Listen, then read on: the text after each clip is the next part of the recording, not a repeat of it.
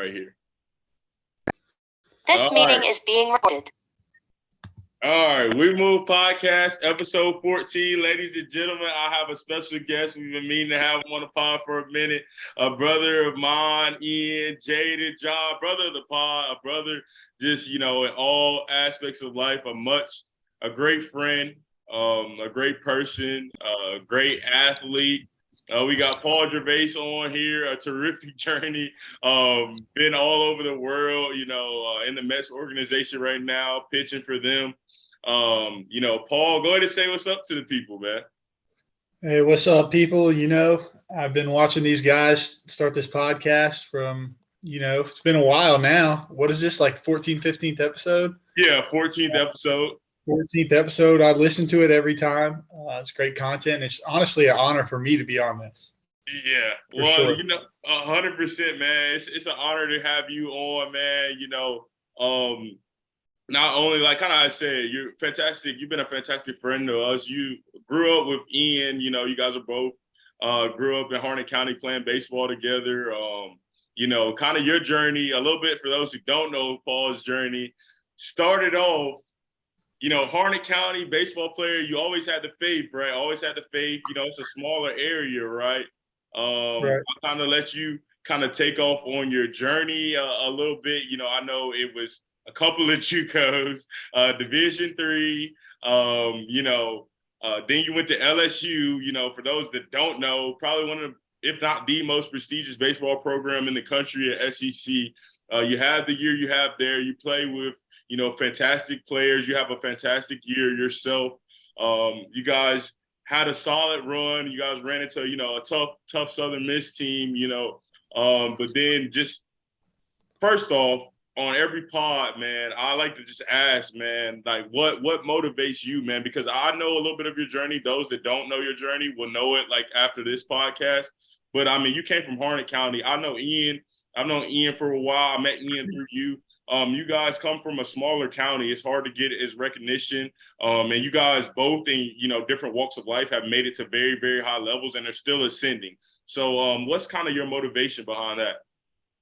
I would say the biggest thing that motivates me is, number one, got to be my faith, 100%. That's at the forefront. Without God, I wouldn't be here. There's no doubt about that. Right. And it keeps me motivated. My faith, just keep me on the straight path. And that's the number one thing. And of course, my family, my friends, and all the people that have supported me through all the years and that keep pushing me to be better. Obviously, that's going to motivate me. And then myself in the grind.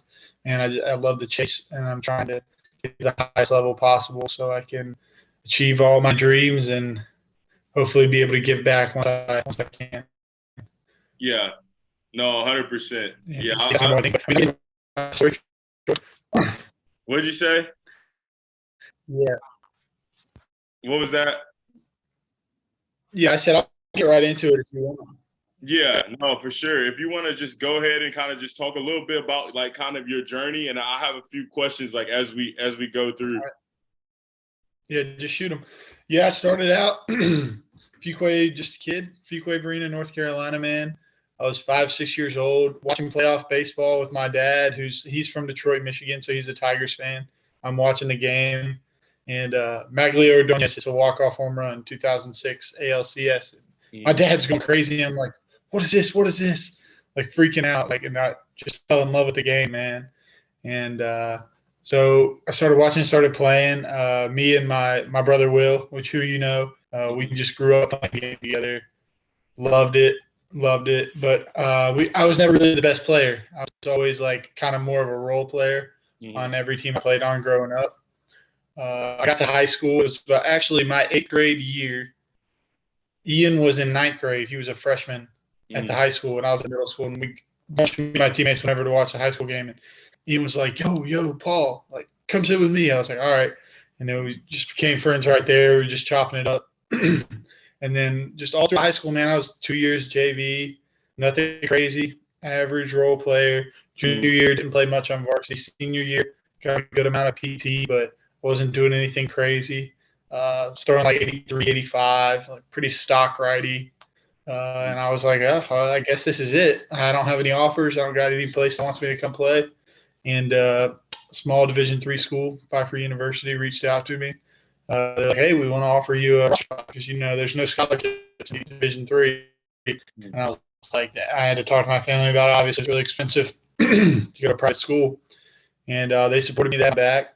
And so I went to Pfeiffer, and first year was full, as you know, ups and downs. I never was able to get like a firm footing on what I was doing. Right. It was more, oh, I hope I played tomorrow, or will I make the travel roster, all that stuff. And I honestly, to be honest with you, I've told you this, I didn't work hard enough. I didn't feel like I didn't want it enough. Mm-hmm. And that summer after my freshman year, I was still throwing like 83, 84. And I went home and I talked to my dad, and he sat me down and he was like, "Hey, man, like, this is expensive, man. This isn't cheap. And if I'm paying for this, you're going to work harder because I'm not paying to watch you sit on the bench." And I'm like, "Yep, that's fair. You know what? That makes sense." And so that's where I started putting in the work, and I realized how much I wanted it. I started running this hill in my neighborhood every day, 10 times in the morning, 10 times at night. Completely redid my pitching mechanics, lowered my arm slot, got more into my legs. And dude, the velo shot went from 85 to 92 in about 2.5 months.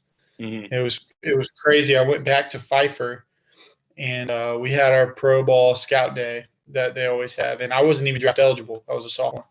And all the guys that were like looking at me and talking to me. I'm like, what the heck? Like, I never had this type of attention before. Mm-hmm. And it went well, but I realized if I wanted to achieve everything I wanted to do in baseball, it would be a lot more difficult to do it from a Division III school where you're not facing the best competition in the country, obviously. Right. And so I transferred to a local junior college. I know you've heard of Wake Tech in Raleigh, North Carolina. And that spring, I had the velo jump, but dude, I couldn't hit the strike zone to save my life.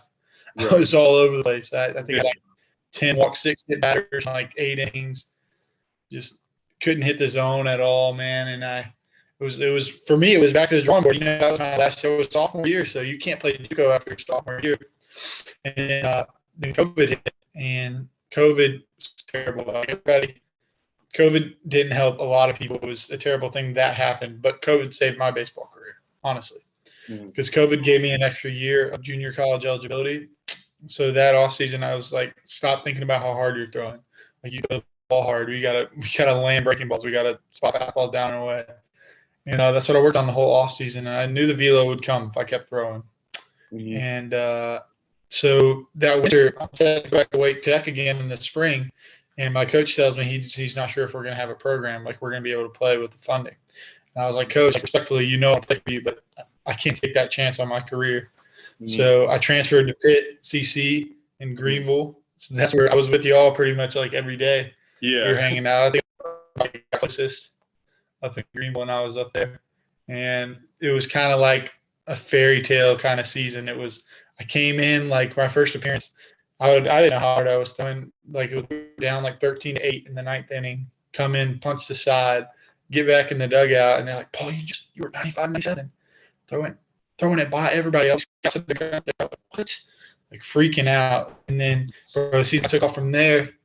And then March, I got a call from Alan Dunn, the pitching coach at LSU, and he was like telling me they were interested in me and how they were like keeping an eye on me and wanted to keep talking. And I was like, that's where it kind of like hit me. I was like, whoa, wait a second, like LSU, right. This is a big program, like you said, current #1 team in the country. Like, they want me to play for them. Like, I mean, how can you say no to that? And we kept progressing. I had a good year, and they offered me a scholarship. And for me, it was a dream true. I committed on the spot, bro. You know me. Yeah. I was spontaneous. I was talking to you all about it. I was like, LSU offers me. I'm committing right there. Yeah, no, and 100%. It was wild. It came down to it. They offered me. I was like, wow, like, this is incredible. Committed. And we finished that junior college season. Had a lot of fun. Unfortunately, didn't get where we wanted. We lost in the finals of our region championship. But for me, that journey, that team, set me up a lot for success because it wasn't. That was the first time where I played like more of a star on a team. Where I was the guy, where I had to come in and pitch into big situations, and that was where I first started to learn about the moment, the pressures of pitching in 8th and 9th inning. Mm-hmm. And so that team helped me set up a lot for what came at LSU. And that summer, I had a little bit of draft interest. Didn't get anything crazy, so I told him, I made it clear I was going to school. So I wanted to see Baton Rouge, wanted to experience it. And then in the fall in Baton Rouge, I had fun. Didn't do anything stand out, I wouldn't say. In the fall, I was a good reliever out of the pen. Had a good fall. Coach called me into his office at our exit meetings, and he was like, "Hey, like, we're gonna want you to be a big bullpen, and so just be ready for a call on you." And I was like, "Yes, sir." we get into the season. Third week of the year, I find myself pitching at the Houston Astros Stadium at Minute Maid Park, and that's where I sent this tweet out. I was like, "Wow, like 3 years ago, literally, I made my first college appearance, and it was for the JV team at my Division III school, against community college. It was a Division III community college, and that night I played against Texas in front of 25,000 people in the Astro Stadium. And for me, it was just all like a big thing. Me and Ian and you and a lot of people talk about is watch God, like just watch him, watch what he can do. And Right. for me, it was what he's done for me is incredible. I don't have a really good season, but I got to play in some really cool places: Mississippi State, Arkansas, Alabama, all these great spots around the SEC. And I mean, I had a career year, had a blast. We didn't get what we wanted, man. I still think about that last game against Southern Miss all the time, what I could have done. But unfortunately, it's not what's going to happen. Man, I think about it all the time. But like you said, man, I just had to keep trusting God. I went into the summer pretty sure I was going to get drafted, but it was hard for me. And I wanted to – you saw it. I wanted to go back to LSU. I loved LSU. That was literally the experience of a lifetime playing there. And I prayed about it, talked to Coach Johnson a lot. And when that day rolled around for the draft, I just felt like it was the right thing, man. And when the Mets picked me, God, man, everything just came full circle. And I was like, wow, like this is what I worked for, and this is what I want to be. So it was a pretty surreal moment for me and my family, all my friends. They reached out and have been behind me. And then but it was time to sit around and celebrate. I had to get right to it. They sent me down to Florida. We started down in low A affiliate, St. Lucie, Florida, and had a good year. We won the A-ball championship, which was a lot of fun. And I learned a lot about baseball. And then had my first off season, and now I'm up here training for St. Lucie, ready to see where they're going to send me next. Yeah. So like that's me. That's my story. Yeah. Well, I mean, I think that's, you've been an inspiration not only to myself, but I to everyone who's come in contact with your story. And I think kind of one thing you were saying, just like the faith, and it's funny because I was just listening to I was listening to a sermon on Sunday, and they were talking about like the laws of like reciprocity. I don't know if I said that right? And it's funny how like little things, right? Like when you like say you hold a door for someone, and then like they hold the door for you the next one, like little things like that. But they were just kind of moving it into like a faith conversation, and then the pastor was talking about how he was like down in Arizona, and and somebody like knew who he was. He was like, hey, like, I've been listening to you. You saved my life. And like, he didn't even know that. Right. And like, that guy can't really repay him, but like the things that guy pours back into his community, his family, those other things like that. So like for you, right, your story has started at Pfieffer. And it started with, those guys that have helped you, increase the velo, your coaches, different things like that. Wake Tech, Pitt, and then LSU. That think about it, that's 3 college campuses or 4 college campuses that you were on. And then like your story has impacted so many other people. Like, I mean, I scroll on Instagram the other day and I see Jack from Pitt pitching at VCU. You know what I mean? Like, little things like that. He's at VCU. I'm sure your friends from Wake Tech are doing their thing, right? Pfieffer, LSU. Like I'm just watching them on Wheels, like 15 minutes ago. So like that impact that you've had on them and that you had on us, like our story. I mean, we were managers. We turned walk-ons. we try to make the most of every opportunities and kind of take that success into, business, coaching, different things like that. So your inspiration, I mean, it's touched thousands, hundreds of thousands, and you don't even know it, man. So one thing I want to say is, like, don't ever forget, all the people that, you have impacted, like, on your journey. Like, I know you said that's one of the things that motivates you, man, is like those people. There's so many people that believe in you and so many people that you've touched, man. And this has been an amazing journey, and it's far from done yet. It's super, super far from done. So, yeah, no, definitely. And thank you for everything you're doing, and keep going, man. We move. That's one of the main things we say about We Move, is just like, hey, every situation that happens, whether it's good or bad, we just continue to move on from it, because, you got to think all the ups and downs. Like Pfieffer, I know a lot of the stories, the backstories. We won't talk about everything on here, right? But I know a lot of the things, Right. that, a lot of obstacles at Pfieffer. Then you get to Wake Tech and there are obstacles there. And then they're about to not have a program. You go to Pitt, there were obstacles there as well. You know what I mean? Like that you had to get through, the team had to get through. And then you go to LSU, you guys have obstacles. One thing I want to say is just like, with your mindset, I think one thing, you've been through the ups and downs of baseball, and baseball is a failure game, but Yeah. I would say continue to have that mentality of like, it's We Move, man. Every time, whether you have a good performance, you enjoy it in the moment, then you kind of move on to the next thing and continue to, leave your impact. But one thing I love to ask too, man, kind of just to take it back, is that you've known Ian the longest, you know me pretty well. Jay Yep. here and there. Just kind of give the pod just your, what we are like as you first. You've kind of known me for the past. I mean, it's been a while now. It's probably been 4 or 5 For 4 years now. Yeah, 4 years. You've known me for 4 years. You've known Ian since high school. So just let the pod and let everyone know kind of what Ian, his progression throughout his time. Shout out to the Michigan State Spartans. I got on my regional. Yes, sir. Moving Yes, sir. moving on to the Sweet 16 in New York City. So shout out to them. But just kind of give the pod kind of your intake on that and kind of how our relationship has been. Yeah, man. Like I said, I met Ian when I was in the 8th grade. He was a freshman, man. It was just, we just kind of clicked off the bat. Ian was always, Ian, high energy, a lot of emotion, and he puts heart into everything he does. And he always worked hard.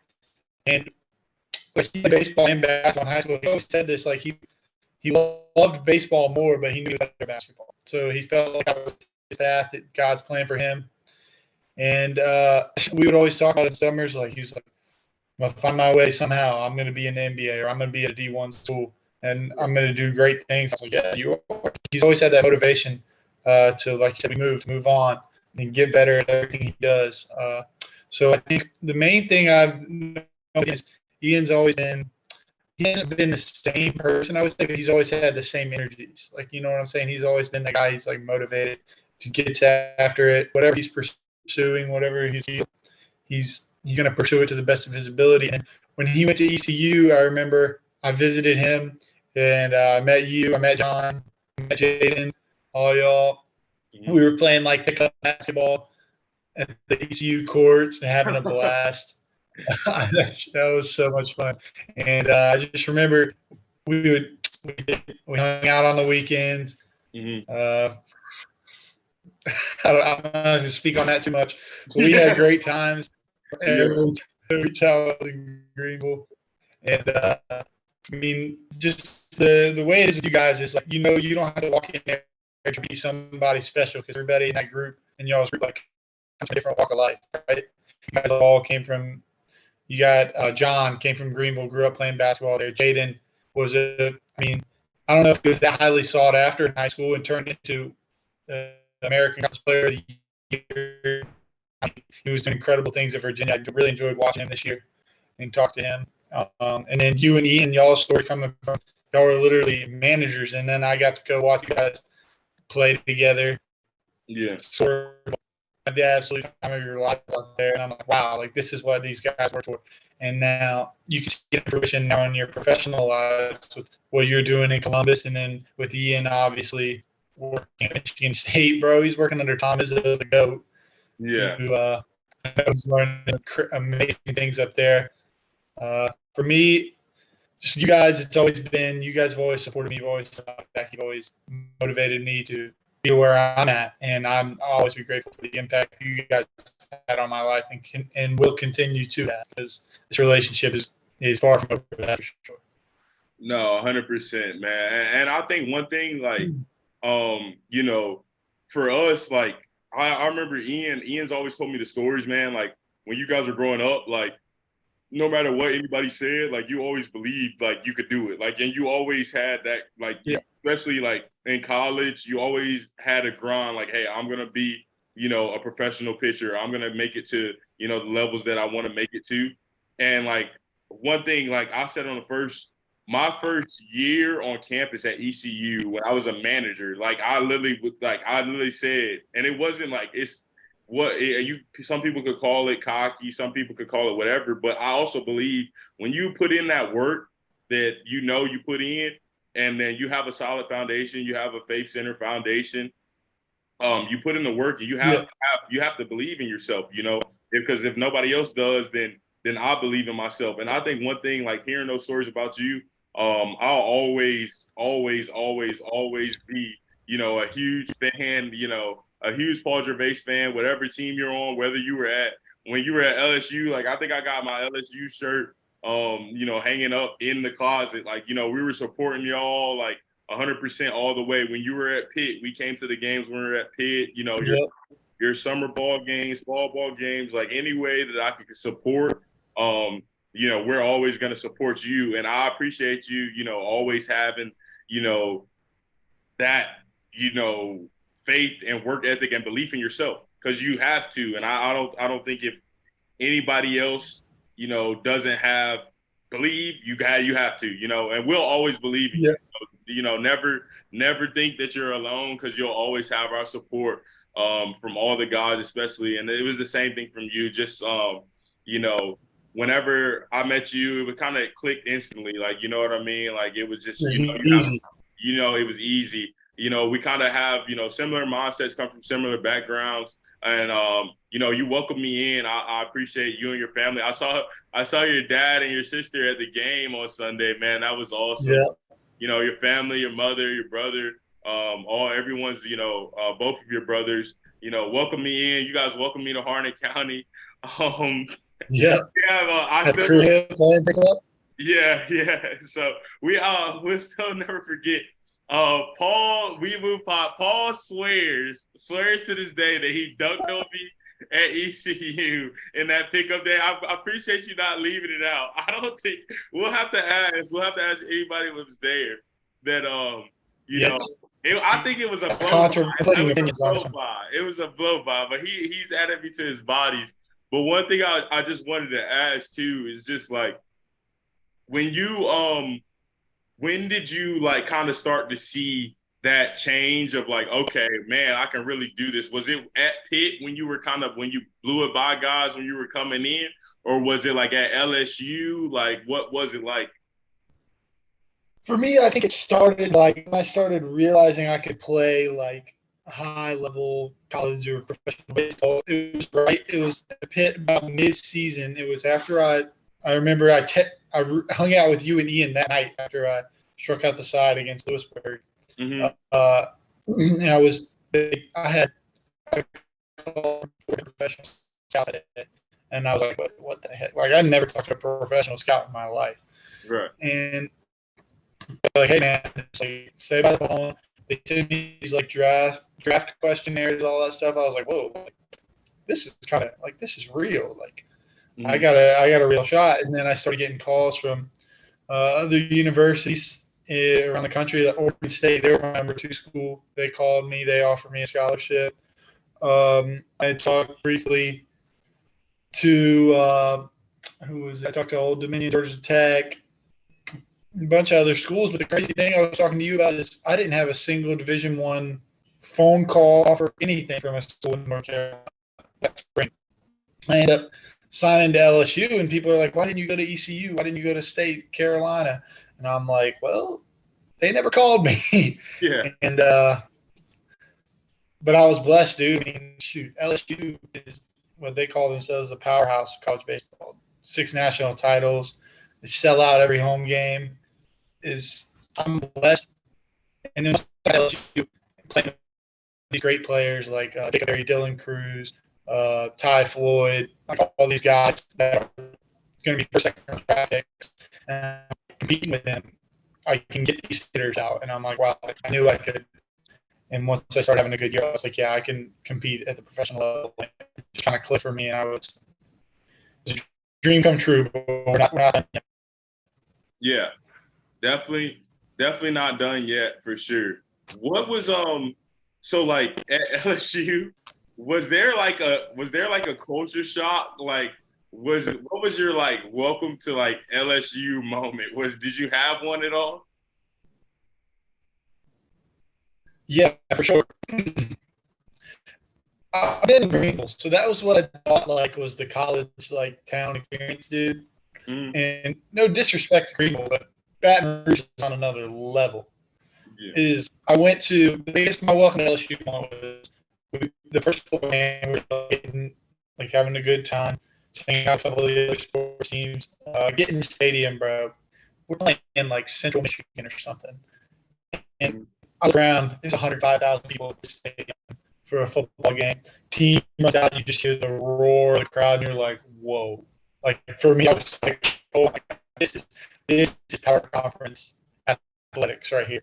Like yeah, this is like they say SEC like it just means more. It does. It does mean more because these like every kid that lives within an hour of Baton Rouge probably at this football game.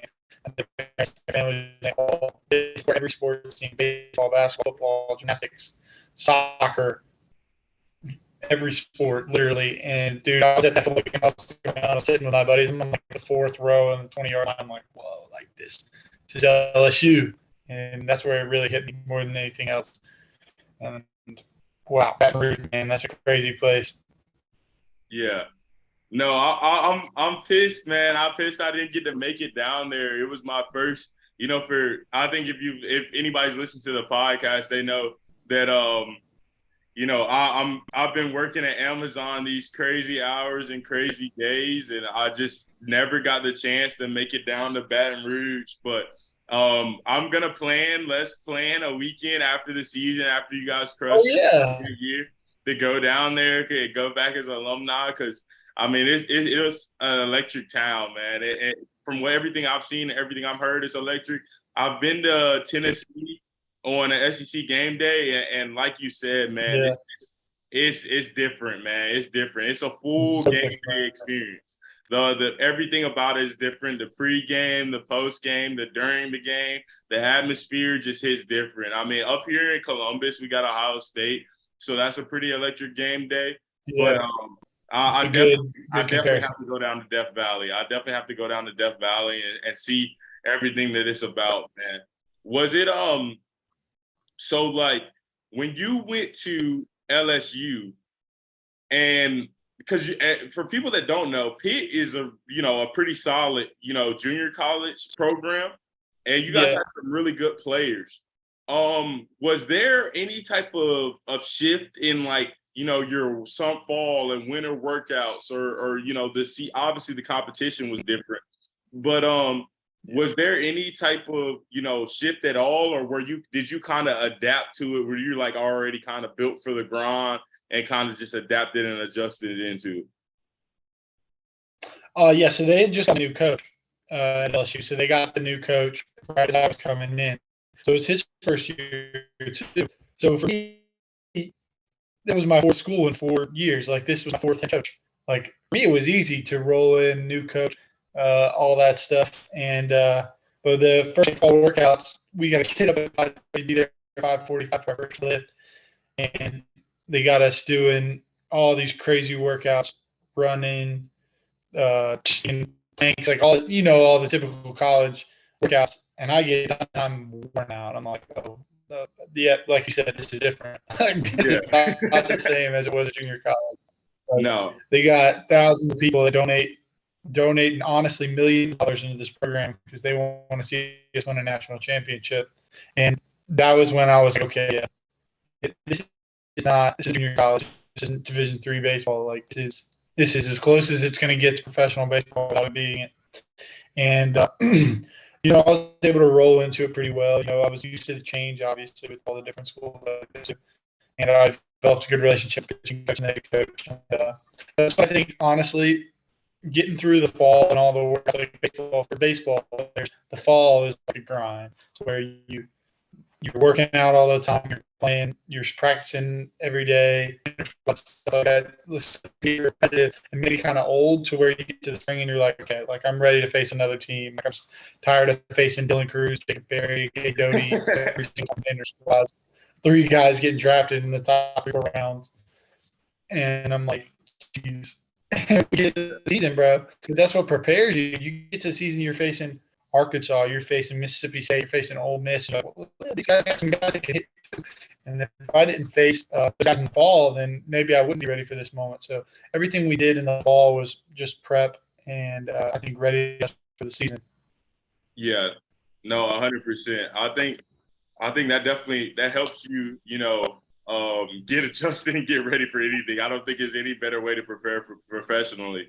But kind of just like your first year, so your first year professionally, if you kind of just want to talk about it, like I don't know, how is it? Like, do you guys stay in Airbnbs? Do you guys stay in apartments? And like, how did that whole process kind of go as you kind of moved around? Because I know you're in Florida, and then was your high A's in Florida as well? No, our low A is in Florida. Okay. High A is Brooklyn, New York. So the way they did it was I got drafted, and they told me to come back for me and my family to drive. And I drove down here with my parents, and they put you in a hotel. I was in a Holiday Inn all last year till the end of the season. They pay for it, obviously, for the food and housing, which the Mets do a great job with that. And so we got down here, and I did this, like, they want to, like, warm you up, like, get you into it. So we had, like, 2 weeks of kind of, like, practicing. And I got to pitch in the Florida Complex League game, which is, like, the level below low A. I got to pitch in one game there. They were like, all right, you're ready. Like, we're moving you up to affiliated ball, so the low A team. And I got to – I mean, it's like just like you've heard, we traveled across like and play all these different teams, stay in hotels. They take care of us great. Mine used to be way different than they are now. And they take care of us. We won the championship, and the next day we got flights home. Like they book the flights, we go home, and then about halfway through the off season, I get a call and they want me to come to the strength and conditioning camp, just see how we're doing for the off season. So they fly you down here, stay in a hotel for 2 weeks, working out, throw in everything for 2 weeks, go back home, doing your off season thing. And then we came back this year. I got to like the camp, like early spring training thing. So I came down here in like mid-January, and we were still in hotels. And then when spring training started, they moved me and my buddy, my roommate, Blade Tidwell. They moved us to apartments, bro. And these apartments are very nice. They really took care of us down here. St. Lucie is a very, I would call it like country club type of city, like nice area. They got us in these really nice apartments. Set us up with cable TV. They got us furniture, drawers, towels, shower curtains, everything that you would think of in a room they got for us. They got it set up, and it's really, really nice. And then, so in the next week and a half or two, I'll probably figure out where I'm this year, whether it be here in Low A in Port St. Lucie or in High Brooklyn, which is obviously where I would like to start. You want to be as high, close to the big leagues as possible. But where this put me, it's part of God's plan, and that's what I'll do. And I'll work my way up. No, 100%, man. So have you been able to – I know you guys are grinded, but have you ever been able to check out the World Baseball Classic at all? Yeah, bro. You watched the game last night, bro. Yeah. Wow. Well, that was an amazing game. That was an amazing game. What go ahead, Shohei Ohtani, like, what are your thoughts on him? Because you pitched and you've hit before. Like, I don't know if most other pitchers, like in high school and stuff, you've hit, you guys hit and you pitch. But like, what are your thoughts on Shohei? Like, is he where do you view him? Is he a GOAT? Like, He's a GOAT. Yeah. So we've never seen anybody do this ever in baseball. Like Babe Ruth started doing it, and then he just did it. Right? So you got a guy that literally is a top 10 pitcher and a top 10 hitter on the same team. Bro, he's gonna get $500 million in free agency next year. Mm-hmm. That's how good he is. The level that he's on, you have all these superstar players that some of them aren't playing in the World Baseball Classic because they don't want to get injured or whatever. Shohei Ohtani, he's staring at $500 million, and this dude wants to play for his country. This dude wants to play in the greatest. Like, this is the World Cup for baseball, right? So you watch a game last night. Shohei hit the leadoff double in the ninth inning, and you just see emotion all over him. He wants to win for his country, for Japan. You see Mike Trout, captain for Team USA, how badly he wants to win the championship, because those two guys, since they've gotten into professional Major League Baseball, they haven't won a playoff game, Trout or Ohtani. And Right. to see how much this means to all those players that represent their country, you got Team Italy. I have a buddy that played for Team Italy that he did great up there. He struck out Shohei Ohtani in the Tokyo Dome in the quarterfinals, and like the opportunity to play in this tournament for me would be the honor of my life. If they asked me to play for Team USA, I wouldn't hesitate. Like, I would absolutely do it. That would be the coolest thing ever. Like, you get the opportunity to play in this tournament, high leverage moments. What is a better way to get you ready for the season than this?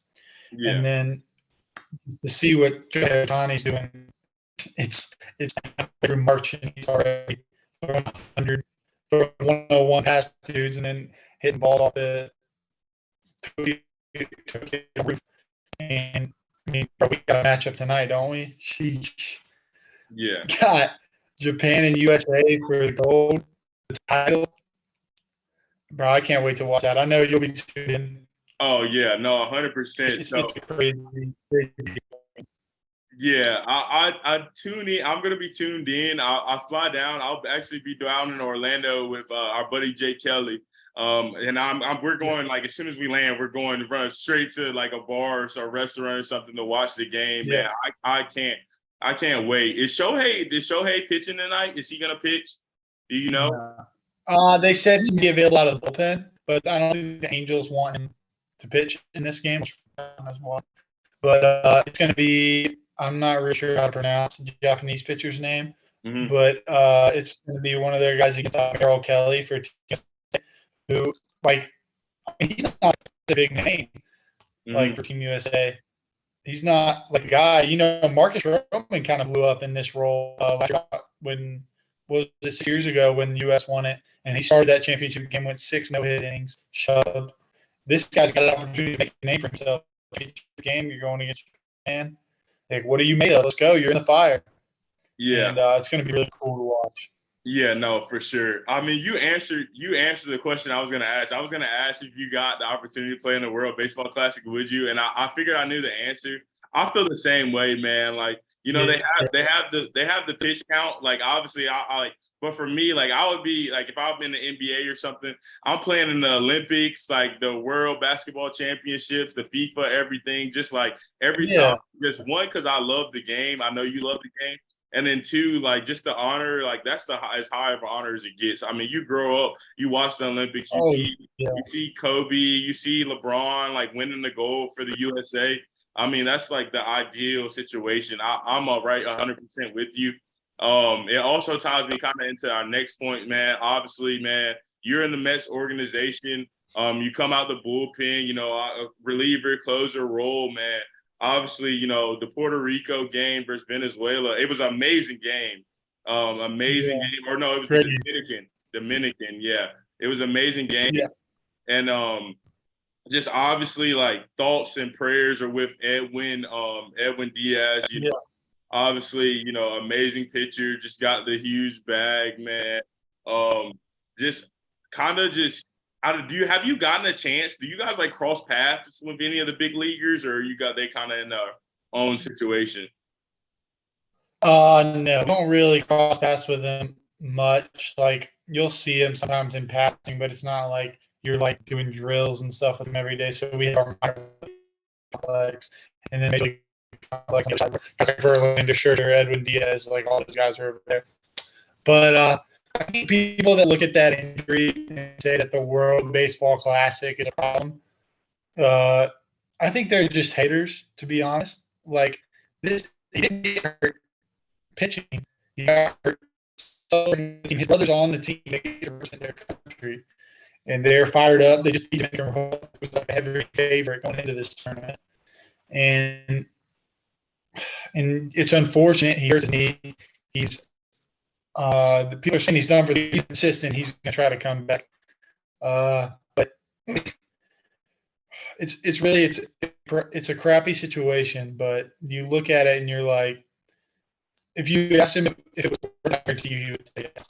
I guarantee you he would do it 100 times over representing his country. For a lot of guys, I mean, for especially like guys like you and me, like that would be the honor of my life to wear Team USA on my chest and represent this country at the highest level of the sport.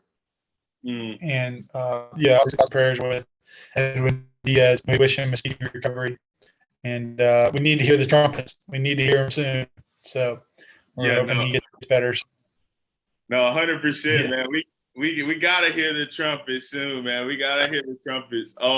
One thing too, like I always just, it's a tough, it was a tough injury, but then you look at, spring training, Gavin Lux, Brandon Nimmo, like guys have gotten hurt in spring training.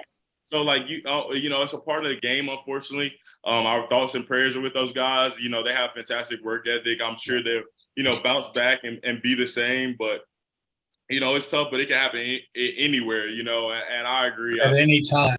Yeah, anytime. So you can't necessarily live life like that. I think kind of like how you said, Shohei, all these guys that are playing for their country, they're playing so hard, and I think they would do it again if you ask them, just like you said. One thing I'll ask too, who are growing up or like now, who are pitchers that you like to watch and kind of study and learn from? For me, growing up, it's kind of ironic. It's kind of my teammate now. Justin Verlander was my guy. That was my favorite pitcher. I was a Tigers fan growing up. He was in Detroit. He was the guy. And he was my favorite player. Every time he would start, he was on the mound, I would try to tune in and watch him. Just the way he goes about business. Obviously, he's the ultimate professional. I love watching him live. Watching Max Scherzer. He's a fierce competitor. Everyone in the organization speaks so highly of him. His work and how hard he competes at everything, whether it's a game of cards or if it's the World Series. Like he's gonna be everything he's got. All the classic guys. Garrett Cole still doing it. Yeah. One of my favorite is Last. I know you're a big race fan. He's one of my favorite players right now to watch. Just throwing 100 with that banger, and James, I think he got all the makings of a future Cy Young Award winner. Man, so many guys. I loved watching him growing up. He was back in his debut, punch out like 14 in his MLB debut. I was like, yeah, he's gonna be special. I think everybody thought that. Clayton Kershaw, all those guys, like all these legendary pitchers that have come through. Some of them still doing it. Kershaw, 38, 40 years old, and they're still doing it. And it's just really fun to watch. Every time I watch a baseball, I try to sit down and really see what they're doing, just to learn, because these guys are the best. They're the best of the best, and you want to see what the best of the game do. And, so yeah, all those guys are definitely guys that I've watched growing up. I don't know if you saw the Japan starter, but I hit 102 with 92-mile-an-hour slider and a 91-mile-an-hour speed going this way, and sliders going that way. And you're like, okay, I'm professional. He's 21 years old. He's no.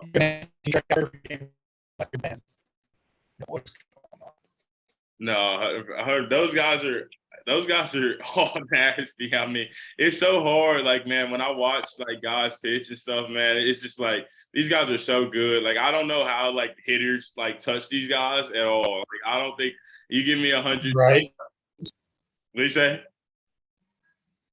I said right. Yeah. It's crazy, man. It's crazy how good these guys are, man, for sure. I know you have your brother who's going to pitch at Wake, and then you have your younger brother. I know he's into sports a little bit. Your sister's really great at volleyball as well. I know she was, shout out to Lily. I know she's heading on a visit this week or today. Was it today or yesterday? It was yesterday, I think, right? And what Yep. just to the younger athletes, kind of what, give them a word of advice, kind of give them, some feedback on what they should do going forward, because I know all of them have aspirations to kind of be in your shoes. Yeah, man. The biggest thing for me was when you're growing up, everyone's going to tell you why you can't do something. Like you know it. I know it. Everybody, everyone on this podcast knows it. Mm-hmm. Everyone's going to tell you why you can't do something, and for me, you need to ask yourself, well, why can't I do this? What is going to motivate me to get better? What is going to take? Because everyone's going to say I can't do it because they've done it. So find the people that are going to be in your corner, that are going to motivate you, that are going to support you in everything you do. It doesn't have to be the normal way. Like a lot of guys in professional baseball dropped out of high school. They were candidates, perfect game, All-American prospects, played Division I, got drafted. I went to 4 schools. I was not highly recruited. So for me, it's like when someone tells you you can't do something, tell them why you can, and show them through your work ethic. And if you let people tell you how your life's going to go, it's not going to go the way you want it to go. So you got to, for me, what I like to say a lot is, Jesus Christ, you can my destiny. So my destiny is going to go as far as my faith goes, my work ethic, and everything like that. So don't let anyone tell you what you can do, because you absolutely have what it takes if you put in the work. No, 100%. No, I agree. I agree 100%. That work ethic and the grind, and just like, everyone will tell you what you can't do, but you believe in yourself. You have the faith. You keep it pushing. That stuff is what really drives you to greatness, and just stay the course. If you have a belief in something, like somebody that wasn't just, put there, like it didn't just randomly happen. Like you have a thought, you have a belief for a reason. It's on you to kind of see it through and ride it out for sure. So no, 100%. This is a kind of miscellaneous question, but of your family, I know you guys have some great athletes in your family. Who would you say is probably the best athlete in the family? Oh, like currently, probably Will, I would say, because I've just been doing the baseball thing for like 4 years now, 5 years. Will still will like hoop from time to time. He's a really good athlete. I would probably say Will. Yeah. Dude, they can make 30 for 30 by his story. Will, I would say probably Will, but I think Brandon is going to be the best athlete. Yeah. My youngest. No, yeah. No, I definitely can see it. I definitely Will is, man, Will we're gonna have him Will on the pod one day, man. His story is amazing too. Yeah, Just kind of, I mean, all the different routes he's kind of taken, and the impact that he's left. And I think one thing I'll say, like, and I appreciate from your entire family, man. You guys are a terrific family. You guys have a really solid foundation. You guys leave a fantastic impact, a positive impact on everyone you guys touch. So thank you guys for doing that 100%, man. 100%. For sure, man. What you say? I said that's what it's all about. Yeah, no, for sure. What how's your March Madness bracket looking? Bro, let me pull up the We Move bracket right here. I think I'm close to the top in this group. You're close to the top? Right here. I think I am. Let's put it up. Yeah, I'm in third. I got a bracket right now. My final four is still alive. I got Alabama, Tennessee, Houston, and UCLA in my final four. With UCLA beating Bama for the title. Yeah, man. Honestly, I mean, everyone's bracket, obviously, they probably had Purdue going pretty far. They probably had Arizona going pretty far. Kansas. There's never going to be a perfect bracket. I think we all know that. That is never going to happen. Yeah. Like, no, I don't think a perfect bracket. Yeah, I don't think a perfect bracket is, like, has a shot. So No, Paul, I see you sitting. You're in the 88th percentile on the ESPN bracket, and then I see you have, like you said, your Final Four still intact. You had Tennessee to the Elite Eight, so you still got Tennessee of your Elite Eight. You still got Tennessee, Bama, Houston, Texas, and UCLA. So you're still in good shape. So we may be running it back here soon. We may be running back here soon for those that don't know. Shout out to you, Paul. You participated in the bowl challenge. Nobody else really, like you and Jake Kelly, participated in the bowl challenge. So shout out to doing that. You know, we move podcast, man. We get everything. We get it. We get the content out there, man. We try to keep it interactive. You win the challenge. You get to come on the pod, man. But this interview is definitely something that we've wanted to do, you know, for a long time, man, a long time. And I appreciate you coming on. I appreciate your story, man. It's been fantastic having you on. I'll be down there this week. Hopefully we can link up. We'll call. We'll figure something out. If not, I'm driving to Orlando. Yeah, no, for sure. So whenever whenever I get there, I'll call you, and then we'll figure something out. And then you know, this weekend, like this, whether it's the season or something, we'll figure something out. And I'll come down there, whether it's Florida, whether it's New York, wherever it is. You know, we'll be sure to get you, man, for sure. But thanks for coming on, man. Give the We Move, you know, give us a salute before you head out, man. Yeah, I mean, shout out to you guys. I appreciate you guys, everything y'all have done. The way you guys have been affecting my life and just been there for me in every aspect, I really appreciate it.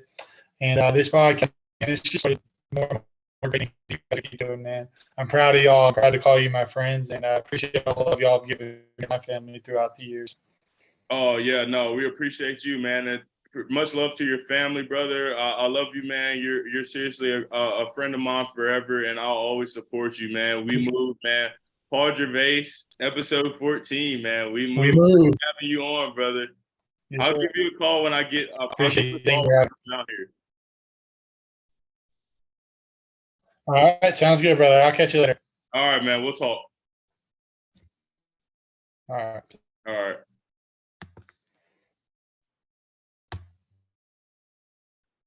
All right, man. That's Paul Gervase on, man. Terrific, you know, athlete, terrific person. Sorry, I know the Wi-Fi was a little spotty, but you know, we got to get him on. We'll probably have him on some more. We'll have him on another time when all the guys are on there. But you know, really just wanted to get him on and just, you know, talk, you know, about his life story. You know, he went to 4 different schools in 4 years. I mean, that grind that he has is just insane. I know as his, you know, career goes on, he'll impact a lot of people, and he's going to do great things. And I expect to see him in the big leagues. So Paul Gervase, man, Paul, we love Paul, man. I wanted to just, you know, stay on. I'm not going to keep y'all too long and just talk about March Madness, man. Wow, what a first weekend. If you're watching the audio, I just threw my hands on my head. I mean, a terrific weekend. You have, you know, the upsets, you know, obviously, you have FDU beating Purdue. You have that Memphis FAU game. That was crazy at the end. You know, much love to our brother Jaden. We're extremely proud of him ending his career, 2,000 points, over 1,000 rebounds. A legendary career at UVA. That was a heartbreaking win, a heartbreaking loss to go out to Furman the way they did. You know, it was terrible. You know, if you didn't deserve to go out like that, obviously, you know, it was they fought hard. That stuff happens in March, man. It's March. So I'm very proud of UVA, bounce back season, get back in the tournament. I'm sure next year they'll go far. Jaden, I'm excited to see what his next step in the journey is. I'm not exactly sure, you know, what, you know, he'll do next, but I know he'll be successful in it, whether it's NBA, whether it's G League, overseas, whatever his journey is, whatever he decides to do, work, I know he'll be fantastic in it. I know he has a long career ahead of him in basketball. And I'm excited to be there for it, support him. Hopefully we can have him on the podcast eventually again and get to talk to him about that. But, you know, we're down to the Sweet 16, ladies and gentlemen. Right now, we got Bama, San Diego State, Creighton, Princeton. That was a huge upset. Princeton knocking off Missouri. They smacked Missouri and then knocking off Arizona. I think one thing I always say is guards win in March, man. Also, FAU, Tennessee, and the New York in the Garden. Kansas State, Michigan State will be fun. Houston, Miami, Xavier, Texas, Arkansas, UConn, Gonzaga, UCLA. I'll kind of just run through these teams that are still standing. You know, you have Bama. Bama's been the 1 seed. They're the number 1 overall seed. They beat Corpus Christi by 21, 96 points in a game Brandon Miller does not score. That is dangerous, ladies and gentlemen. That is a really good team. Then they beat a Maryland team by 22 that, took down West Virginia in a hard-fought game. Just seeing them, seeing their, grind, the way they've been playing all year through controversy, I'm really excited. They have a matchup with San Diego State. That'll be interesting. San Diego State is just a really, really solid team. I thought they would lose to Charleston. They beat them by 6, and then they took care of Furman in the next game by 23, single-handedly kind of beating them. So this San Diego State team, they're a veteran team, all seniors, a lot of experience, and they've won a lot of games. So they're definitely a dangerous team.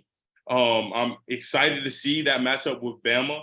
I think I have Bama coming out of that region. Creighton and Princeton will be a really good game.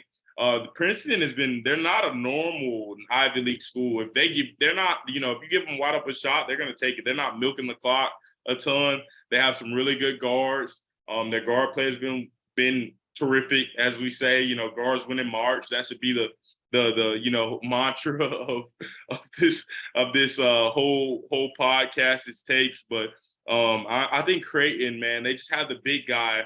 I don't want to mess up his name down low. That's been really, really dominant. Nimhard's a really good guard. Alexander's been playing well. They have a really good team, man. I think it'll be a Creighton-Bama matchup in the Elite Eight to go to the Final Four, and I think Bama will take it. But just this journey, Creighton beating NC State. Shout out to Baby T, a terrific performance from State. Just didn't get the help. Didn't get the help in Missouri, man. They had to, beating Utah State, a very, very tough team. And then not being able to, pull it out against Creighton, man. They're lofty, man. Every time you bet against Creighton, man, they make you pay, man. So they may make me pay this weekend, but I think this Bama team is just too deep, too good. When that New York regional playing in the Garden, man, FAU and Tennessee, K-State and Michigan State, FAU, beating Memphis in that controversial game. I will say, the referees definitely had a blunder at the end of the game on that Kendrick Davis turnover. Jaden Hardaway is on the ground. You see Kendrick and you see Alex Lomax calling timeout. As soon as, for those that watch basketball, the ref is supposed to grant them a timeout. It shouldn't be a jump ball there. Obviously, Nick Boyd, that FAU team, after beating FDU, after FDU beat Purdue, that was a hard-fought game. I was there for that game. Much respect to FDU. Kid number 2, Sean Moore, came back to Columbus and fought hard.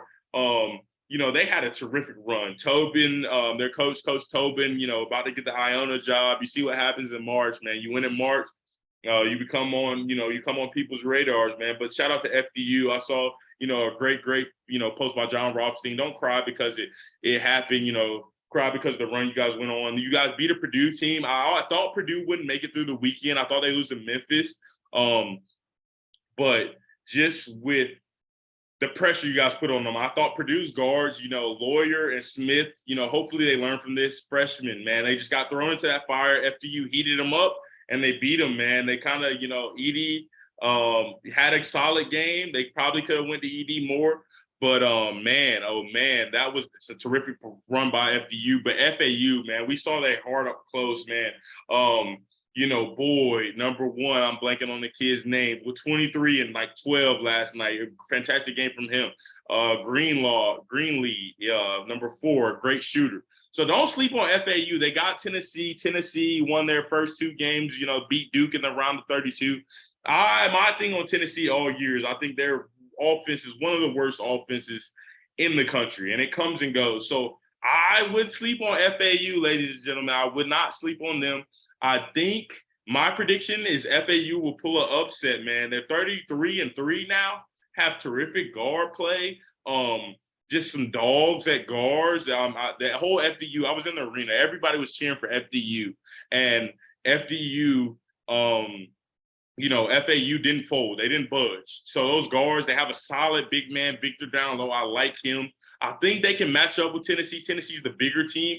But FAU, man, they know how to play. They know how to win, man. I wouldn't be surprised. I'm picking a FAU. And then I think Michigan State, I'm rolling with the Spartans. A big win over Marquette. Huge win. They did a great job. Tyler Kolek, any kid listening to this pod, you should know how to use both hands. You really should. Tyler Kolek, they took him immediately out of the game. He got in foul trouble. And then they just made him go right, and he couldn't make the plays that he usually makes going right. Marquette fought extremely hard. Shaka Smart picked ninth. He ended up winning the Big East regular season and tournament, undisputed Big East champs. So that battle Michigan State had, though, Tyson Walker's performance, 23 points. AJ Hogar had a terrific game. Jaden Akins with a big-time poster. Joey Hauser, revenge game against Marquette. That was huge. He hit huge shots. Madi Sissoko with some big blocks. Carson Cooper in the USC game made some great plays. Just seeing this team, the Michigan State team, I think they're really hot right now. But K-State, you cannot sleep on them. Noel, just like amazing guard, pulling from the logo, controlled the tempo in the Kentucky game, controlled the tempo in their first game. This K-State team, Keontae Johnson, much love to him, much respect coming back after, that collapse he had on the floor at Florida. Just great to see that young man back playing basketball. I think K-State, Michigan State will be probably one of the best games of the weekend. I think it'll be a knock 'em out, drag 'em out fight. I think Michigan State will end up pulling it out, and I think Michigan State's going to come out of the region. I think they're going to beat FAU in the Elite Eight. So that's exciting times. Kentucky, Coach Cal, I really felt like that team this year wasn't really a real Kentucky team. I think Casey Wallace is a solid guard. But, I think next year they have the number one recruiting class. I think they'll reload. And I think that Kentucky will be back and getting that next week, get to the next weekend and make a run at it in March. I just think this team wasn't that great all year, losing to Vandy twice. Oscar Tshiebwe, terrific rebounder. Excited to see him at the next level wherever he goes. But Kentucky, valiant effort. But K-State, man, when you got those guards, man, they win. He probably having the performance of the tournament so far, Marquise Noel. It's like, and he's heading back to New York. I'm sure he'll put on a show. But Tyson Walker's also heading back to New York, and they've had some rough games in the Garden this year. The Michigan State has, but I expect them to show up and get it done. So. I got my Bama Michigan State Final Four still intact that I picked. So let's see what happens with that.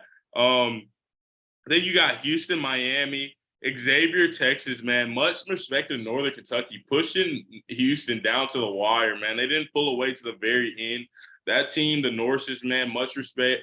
Those guards fought hard. If they could have hit a couple more shots, obviously, Sasser going down, injury. They come back in the Auburn game, end up beating Auburn by 17, Auburn in Birmingham. That was a huge win. I think this Houston program is just really, really tough. They're really gritty. And I love their matchup with Miami. Miami beating IU, those guards, man. Isaiah Wong, Jordan Miller stepping up, man, taking the challenge against Trace Jackson Davis. Had one of the historical careers in college basketball. So TJD, when you leave IU, you'll leave it in a better place than you found it. So that's all you can ask for. It's interesting to see what they do going forward as a program. Push Shafino, great season. Let's see if he comes back or goes pro. I don't think he has a wrong choice either way. I think he's a very good guard. But Miami, man, Isaiah Wong showed why he was the ACC Player of the Year. Omir fighting down low with Jackson Davis and the IU bigs, the Drake bigs, taking Drake by 7, handling IU pretty well. I think that Houston-Miami matchup will be really good, but I think my Houston will pull it out, man. I see the line at 10.5. I think it will be close, but I think Houston, at the end of the day, they're just tough, man. They're a tough team. I don't see anybody stopping them, man. And that bottom half, you have the Xavier Texas matchup. It's really interesting. Adam Kunkel, Bohm from Xavier, Kobe Jones, Nunge from Xavier. They have some really, really good guys. They ended up, coming back, huge comeback. Kennesaw State going from one win a few years ago to the tournament, pushed Xavier to the brink. And then, Xavier beating Pitt and, the old Big East rivalry, beating them by 11. Kunkel came out 5 for 5 from 3. I really like these Xavier guards. I've liked them all year. I think this matchup with Texas, really, it would be a good one. Texas, Dylan Disu, just absolutely looking like a young LaMarcus Aldridge, just had an amazing game, 28, 23 points, I believe, against Penn State, beat them by 5.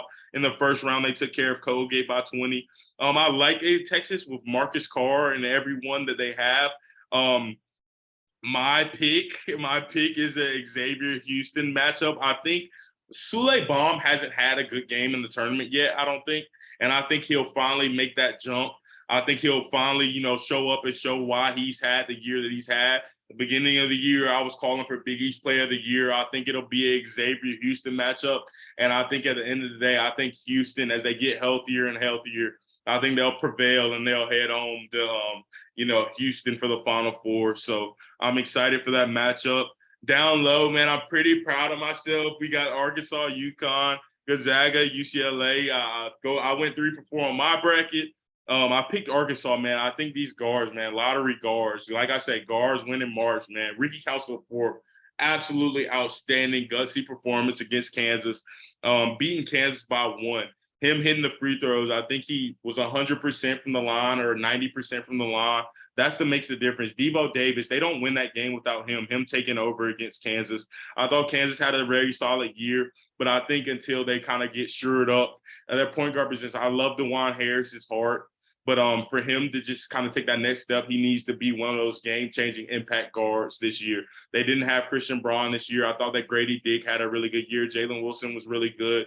But I thought at the end of the year, just Ricky Council of Force, Devo Davis, just even the Mitchell twins coming in down low and stepping up. I think this Arkansas team has been, a sleeping giant all year, and they're waking up at the right time in their matchup with UConn. And obviously a familiar face with UConn, Tristan Newton showing up 15 points, going big time, hitting the threes against St. Mary's that really kind of drove a knife in them. And then in the first round, they really dominated. Andre Jackson had a really good performance against Iona. It was really interesting to, see this UConn team, bounce back in March and move on to the Sweet 16. I love their guards, but at the end of the day, I think Arkansas is really, really hot right now. They still haven't had a Nick Smith Jr. breakout game or Anthony Black really step up and take over. So they still have those guys. I think that Elite Eight, they'll move on. And then on the other side, Gonzaga and UCLA. I mean, UCLA really looked elimination in the odds against Northwestern, ended up pulling out the win by 5. Tiger Campbell, veteran presence. I think the way he, their first 2 games, Amari Bailey, I like how he's playing right now. The loss of Jalen Clark really hurts them. But I think, them being there, they've been there before. They have guys who have made Final Four runs. Jaime Jaquez, I think it'll be a great matchup, though. Gonzaga's playing really well right now. Julian Strother had a terrific first-round game. Second round, Drew Timme, 20-something points in the second half against TCU. Mike Miles, I had TCU winning against A-State, and I had him beating Gonzaga, but Drew Timme just said, no, man, you can't bet against the Zags in March, man. They're really, really, really exciting team. Before we move on to my picks for this game, though, I do have to give credit to Northwestern. What a year, Boo Buie, all these guys, Chris Collins, much respect to what you did with that team. You first Northwestern NCAA tournament win. You guys fought hard against UCLA. That game was right there, but, something to build on for sure from that program in Chicago, man. Illinois flamed out this year, but Chris Collins and that Northwestern team, and they had some very, very good wins. After losing 2 transfers to UNC and Duke, they come back and have the season they had, number 2 seed in the Big Ten, NCAA tournament win, fighting hard against UCLA. Nothing to hang their heads about, man. Nothing at all to hang their heads about. But in this Gonzaga-UCLA game, I say it's hard to bet against the Zags. But I think UCLA, Tiger Campbell's just such a good guard. Amari Bailey is so talented. Jaime Jaquez is so good. And UCLA has very, very good depth on the wings of the guard position. I think that will be the difference. It's just Campbell controlling the flow, Jaime Jaquez kind of offsetting Drew Timme. and I think UCLA will take it, man. I think they'll take the win. They'll bounce back and get a little a little get back, a little get back game for them. And I think UCLA and Arkansas will move on. And I think at the end of the day, UCLA will continue to move on to Houston. I think they'll get Arkansas in the Elite Eight because, like I said, guards win in March, and UCLA has the guards to match up with Arkansas. But at the end of the day, the bigs are Jaime Jaquez, a guy that can shoot the three, a guy that can go inside. I think he'll be the difference in the Elite Eight game. And I think it'll be a UCLA moving on to the Final Four. My UCLA will be Bama, Michigan State, Houston, and Arkansas, man. So that's kind of what I have for you guys, man. I think it's a lot of interesting news going on in the sports world. Obviously, we'll talk NFL free agency on the pod next week. Everything that's going on with that. But yeah, I think those will be who will move on to the Final Four. It's been a good tournament so far, fantastic tournament. A lot of improbable runs. Princeton's still going. I hope I picked that game. I think I did. I think I said I had Creighton moving on and then Creighton losing in the next round to Bama. But yeah, thanks for Paul for coming on. Thanks for you guys for listening. We Move Podcast episode 14. Before I go, let's shout out everyone who's joined the bracket challenge. It's been a great bracket challenge so far this year. We have 1, 2, 3, 4, 5, 6, 7, 8, 9, 10, 11, 12, 13 entries so far. So just thank you to everyone who's joined. 704. I think that's Josh or Adam. Shout out to them. Shout out to Emily Goy joining. Shout out to M. She's sitting in second place. Paul, as you guys heard earlier, he's sitting in third. I'm sitting in fourth, tied with fourth with Matty Ice, Matt White. Shout out to Matt White. Ian, thanks for Ian for joining. Vanna, thank you for joining. Slim Reaper, 215, Jay Kelly. I think that's Jay Kelly right there. Vinny Drybones, shout out to Vinny. I believe this is Jaden right here. Ben Brandon, shout out to my cousin Ben. Thank you for joining and supporting the pod. Montana State, let's ride. Sit down here at the bottom. Shout out to Montana State, let's ride. Matthew, shout out to my boy Matt. Man, we'll have to get you on the pod as well, brother. But thank you guys for joining. We Move Podcast episode 14. We're out of here. Much love. Thank you guys. Enjoy March Madness. Be safe. Enjoy this springtime. Hopefully this weather starts to turn, especially for the Ohio folk like me. Yeah, thanks for Paul for coming on. I hope you guys enjoy that episode. I'm sorry it was a little spotty on the Wi-Fi, but it is what it is, man. We move. Have a good one, everyone.